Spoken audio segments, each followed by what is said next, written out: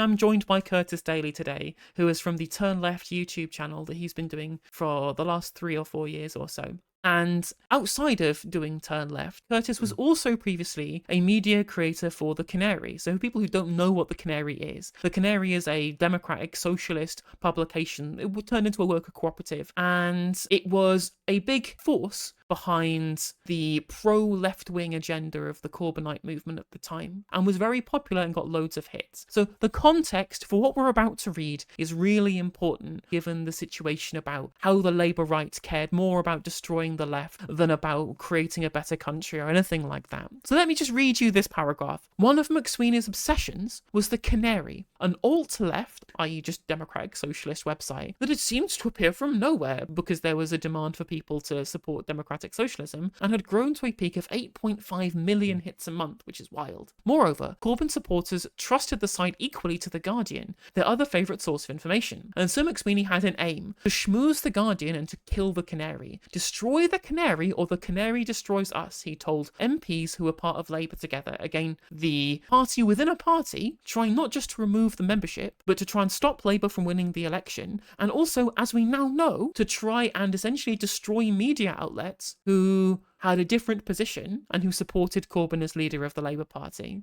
Now, obviously, I joined the Canary after the quote-unquote Corbyn years, but the Canary did incredibly well during the 2017 election. It was often beating mainstream media, especially on social media. I'm talking about the Daily Mail, sometimes the BBC. It was insane. It was getting millions of hits. And essentially, it's very, very simple. Canary was probably the only pro-Corbyn outlet. There were other outlets that were supportive of Jeremy Corbyn, but they weren't as big as the Canary. You had the independent media Canary, the pro-Corbyn, versus the entire mainstream media. And obviously there was an appetite for Jeremy Corbyn's politics. So the growth of Jeremy Corbyn, his popularity, was also the same for the Canary. Since then, obviously, it doesn't get the kind of reach it does, partly because algorithms have changed. But this next paragraph, I've got something to say about that, how that links to the Canary too. After a few months working from a park bench, the group funded a small office in Vauxhall and soon reached out to former Labour advisors to work alongside them with a focus on online anti-Semitism. In an early review,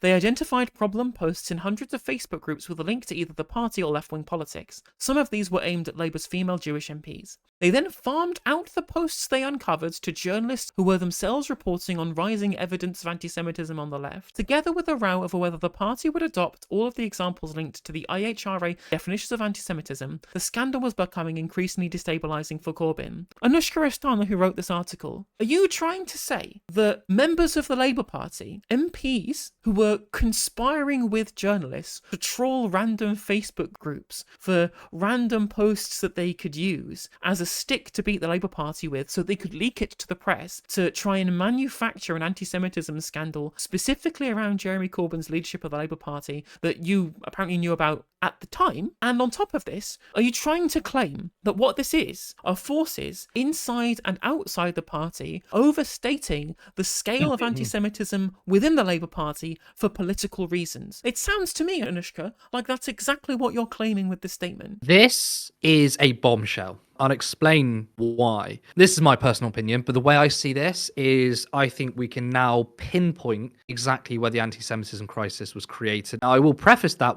by saying that anti-Semitism, like there was anti-Semitism in Labour. That's true. But there was obviously a manufactured crisis that Labour was significantly more anti-Semitic than every other political party, and by extension, not just the Labour Party, but the left and Jeremy Corbyn.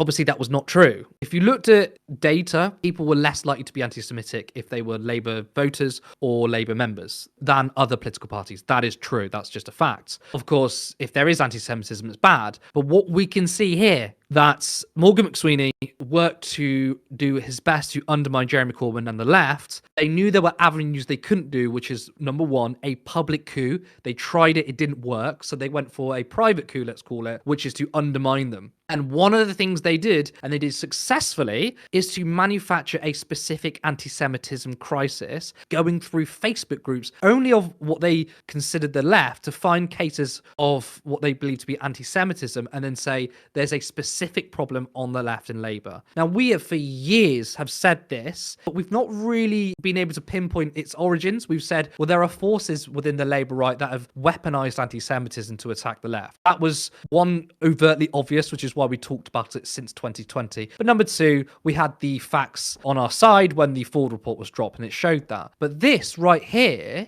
this is actually pinpointing essentially this manufactured crisis down to a handful of people, and that is a bombshell. And the entire media ran with it. They took it as gospel. They said, this is absolutely true. Essentially, instead of talking about the manifesto and the policies, every other question was about anti-Semitism. The entire country and the entire media ecosystem turned to that point and they just went with it. Yet, let's be honest, given that this author has written this now, it's clear that so many knew that this wasn't the case, but allowed it to happen anyway. I mean, this paragraph, by admission, there were people who knew that, okay, this is just anecdotal evidence. This looks like a factional thing, yet not a single person in the media brought it up then. They all went with it. No one said, actually, hold on a second. I think it's really important to note that this does look like there's some factual interference here. We should put that out there. No one did that. Zero. You have no idea how much an effect this crisis has had, and it's still ongoing. There are still many people now who think that Jeremy Corbyn is anti-Semitic. There are so many people on the left who are tarred with the anti-Semitic brush. Imagine how many people's lives have been ridden roughshod over because of the idea that they were tangentially related to this systematic anti-Semitism within the Labour Party. Think of the lives that have been ruined. Think of the Jewish people on the left who were smeared as anti-Semites, were called self-hating Jews. What a disgusting thing to say, because they didn't agree with the false media analysis. And this is why I hate the media more than anything else. I have a burning hatred for the Labour right, but I hate the media more, is because at the end of the day, the media could have pulled this up. Who knew this was a load of shit, but went with it. The media allowed the Labour right to do whatever they could, and they've destroyed so much in their path. And as you correctly pointed out, so many lives and careers have been absolutely, utterly destroyed by this. It's disgusting. It really is absolutely disgusting, and the media have allowed it to happen. So she was on Countdown, Rachel Riley. She tried attacking the Canary. She joined in with a group of people who tried getting ads banned from the website due to anti-Semitism. There was a investigation, because let's be honest, a lot of high-profile people, a lot of rich people said Canary is anti-Semitic. There was an investigation, and it completely exonerated the Canary. It said there is absolutely nothing anti-Semitic in its editorial and publication. It is simply very, very anti-Israel, and some of this publication may upset people, but it is in no way deliberately trying to attack a community of people, i.e. Jewish people. There were forces, and part of that force was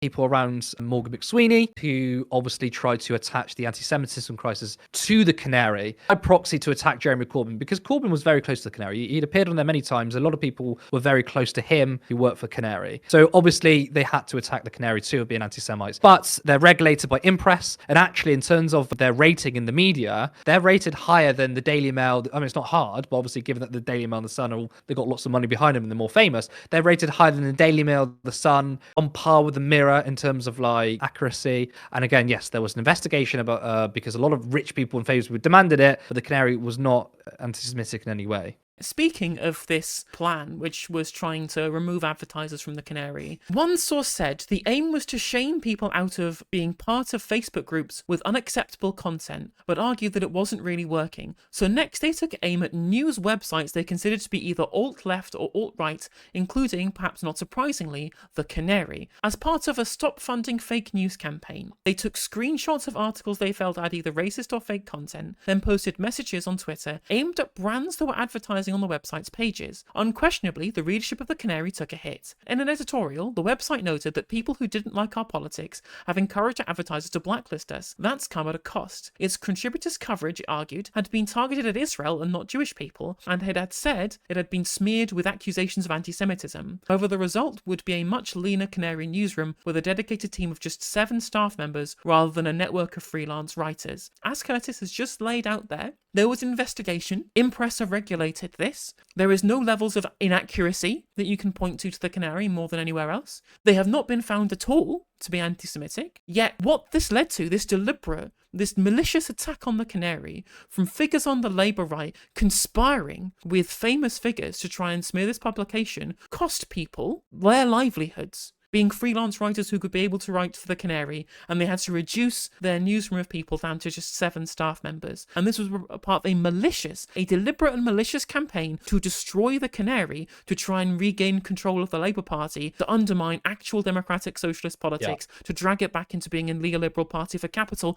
funded by billionaires, funded by people from venture capital, funded by people from private equity. This is where we are at. This is what happened to people who had done nothing wrong other than be supportive of left-wing politics and left-wing beliefs. What I do want to say, and what I find so disgusting, is that these people are rich. They've got lots of money, right? They're absolutely fine. And they have attacked the Canary, which is a working class publication. There were many people at my time there, maybe before, who had experience with universal credit.